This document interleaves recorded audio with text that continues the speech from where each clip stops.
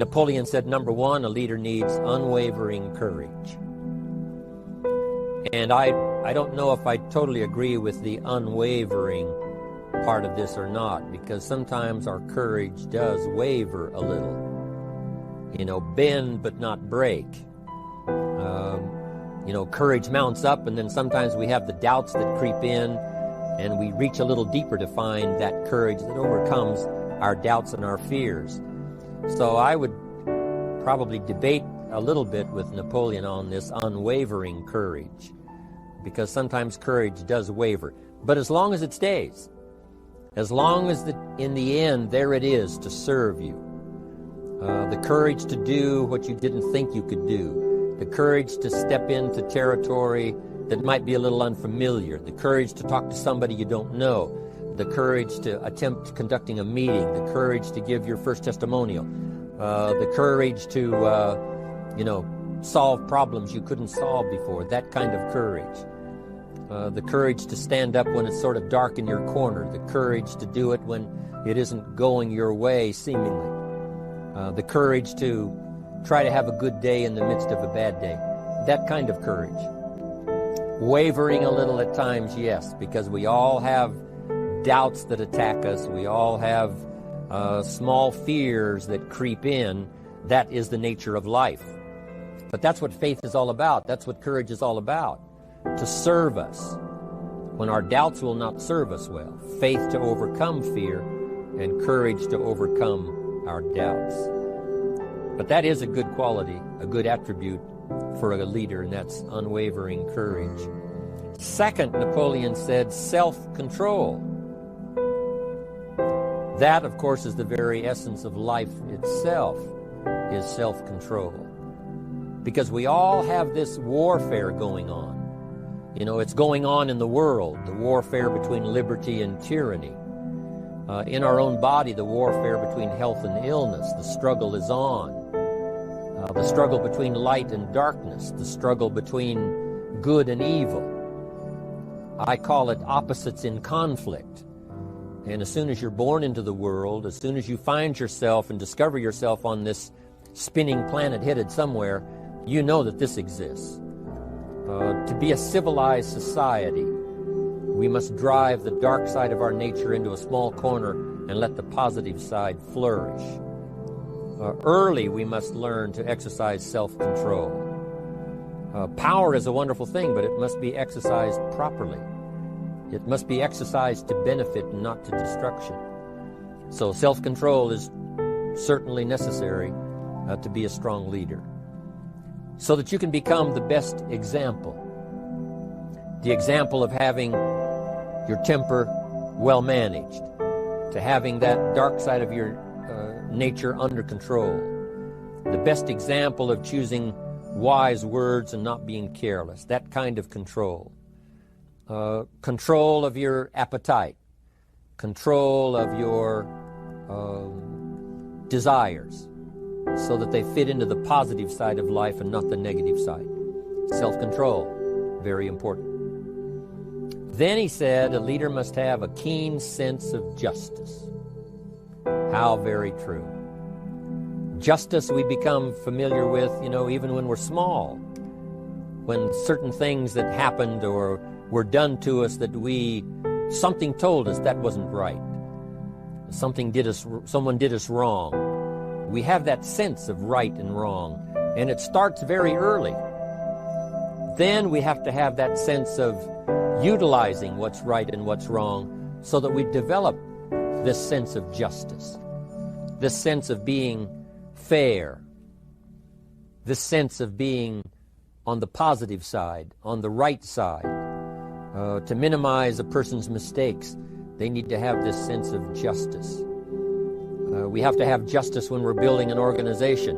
What's fair, what is a good balance. The marketing system that Mark put together has to be fair for everyone.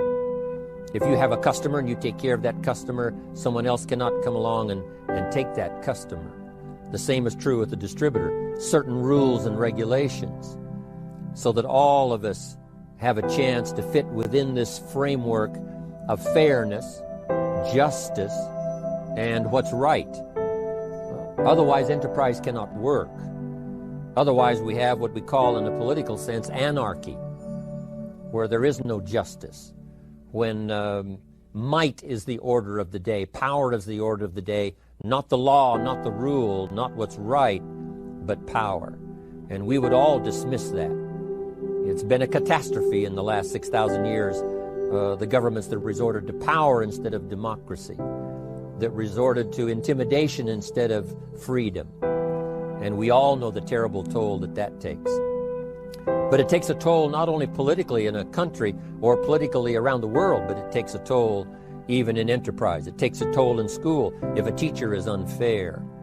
It takes a toll in working on a team where someone is unfair, or where the leadership is not fair in the administration of justice.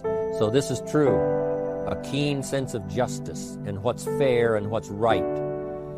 Part of this we have to learn as we go.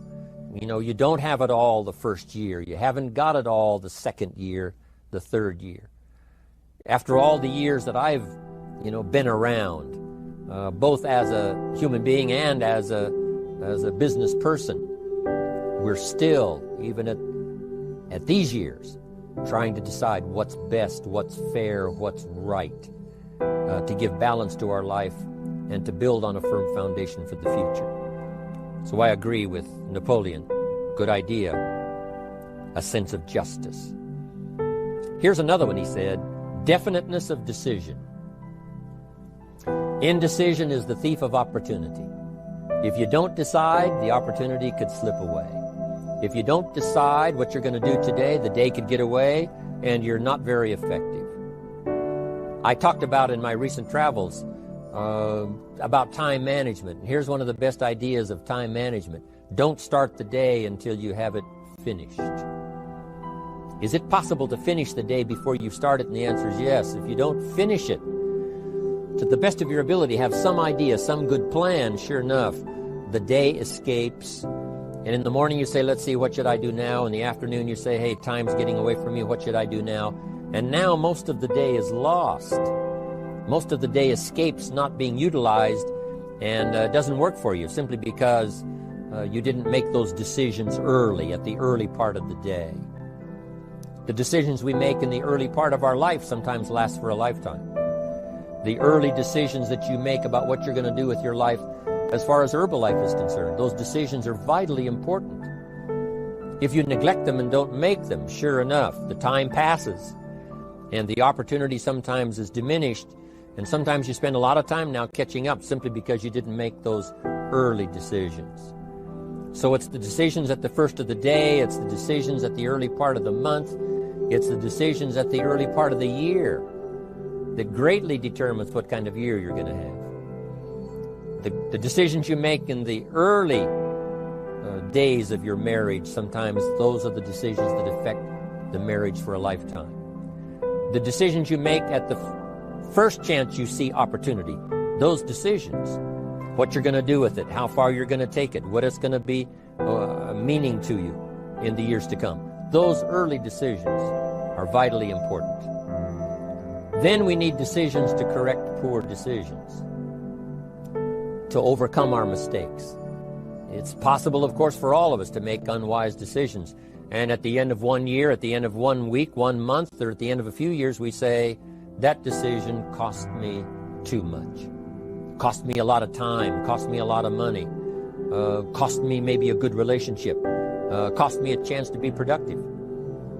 But as long as you're alive, there's still a chance to use new decision power to correct the mistakes of decisions that were bad in the past.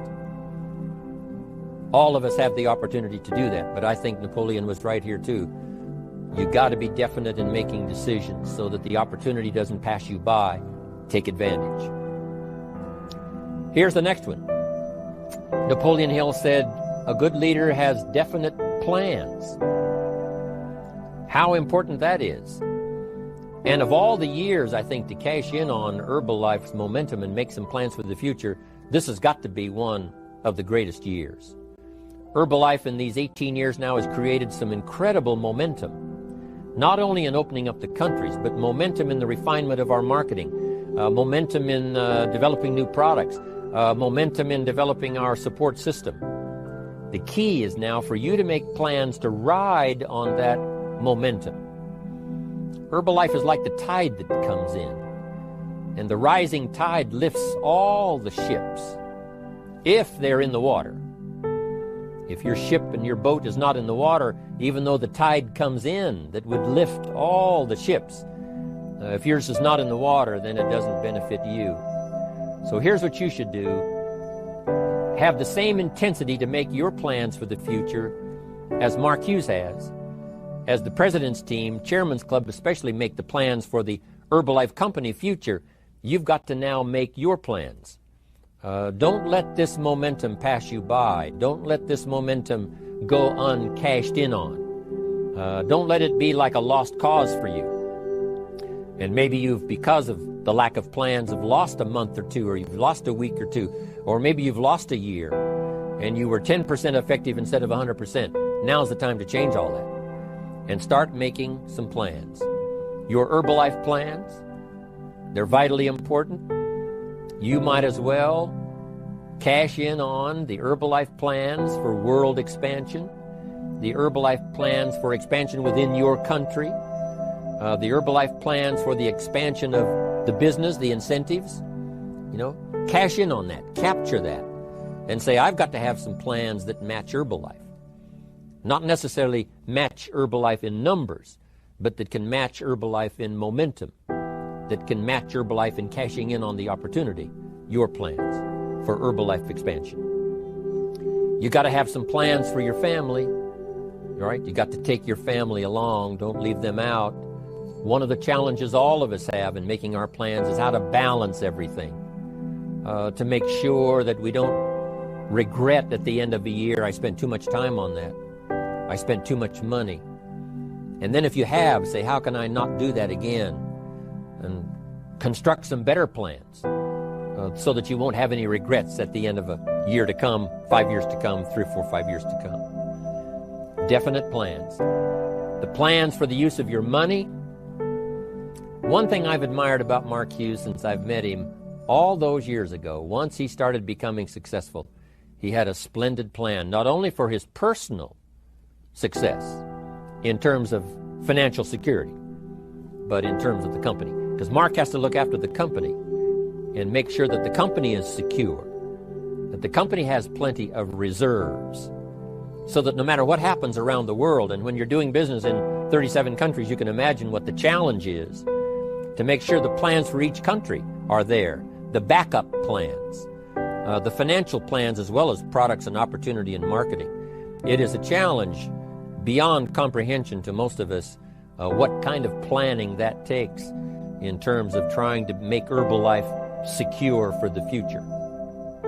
I described it in one of the summit classes as Mark takes the same pledge that the President of the United States takes, and that is to preserve and protect and defend the Constitution, says the President.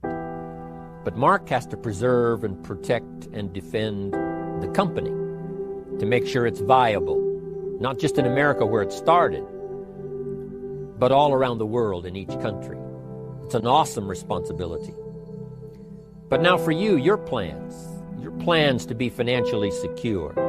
If you're starting to make some big money in Herbalife, I'm telling you, you got to have a good plan for your resources so that you find yourself secure regardless of what happens. I agree with Napoleon here. You got to have good plans. One more on plans, and that is the plan for your personal development. The plan to be better this year than last year. The plan to take the classes, attend the workshops, do everything you possibly can to show personal progress. Not just financial progress. Not just the progress of having one more car or one more home, but the progress of personality, the progress of communication skills, the progress of recruiting skills, the progress in how to deal with people, progress in using your influence so that it multiplies its power by 5 by 10 versus what it used to be. You need those kind of plans. A plan for personal growth, personal development. a plan to be all that you can possibly be in the years to come as you develop your Herbalife business and your life business and your family business, all of that. Got to have good plans. Next, Napoleon Hill had a good saying. It was something my father had and passed it on to me as a good philosophy. And here's what he said. A good leader has the habit of doing more than what he gets paid for. What an incredible philosophy this is. The habit of doing more than you get paid for. It's what we call the service that you put out like seeds in the ground that doesn't bring the harvest immediately, but the harvest is yet to come. It's called like putting out the capital in capitalism. Doing more than you get paid for means that you're getting ready for the next move up. Because if you do more than you get paid for, you've made an investment. The average person might think if I do more than the company requires, then they're ripping me off. I'm not getting paid for that extra time, that extra attention. But you must not view it that way. You must say, I'm getting there a little earlier, staying a little later, as an investment in my own personal future. Because I want that kind of reputation. I want that kind of philosophy to work in my life. Do more than you get paid for. And this philosophy works incredibly well in Herbalife. You make the Herbalife sale of the Herbalife products. Now you must do more than you've gotten paid for. Right? They've got the product, you've got the money. But you can't stop your investment there. Now you must develop the investment in time, effort, and energy in turning that new customer into a testimonial. And sometimes that's the most difficult work, the work after the sale. Because the sale might be fairly easy. Someone says, hey, I've been looking for this product, I need it, here's my money.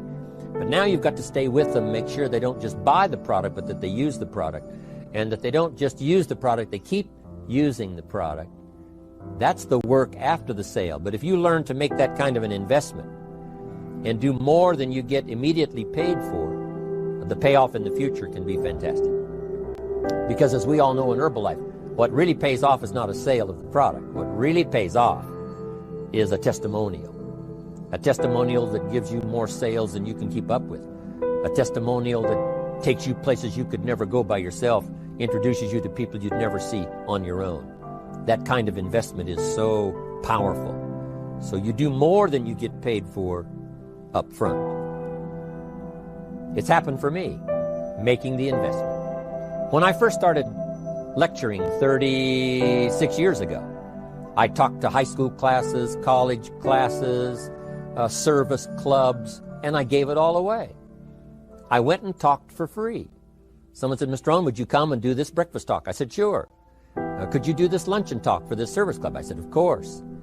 And all of that in the beginning was for free, primarily because I'd made my fortune. I didn't need the money, but I did it for free. But look what it's made for me by giving that kind of service in those early days.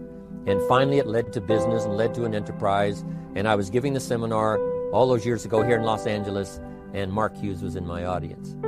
So what you don't get paid for, don't worry about that. Just render the service with the vision of the future that it'll come back multiplied if you have this kind of habit, this kind of philosophy.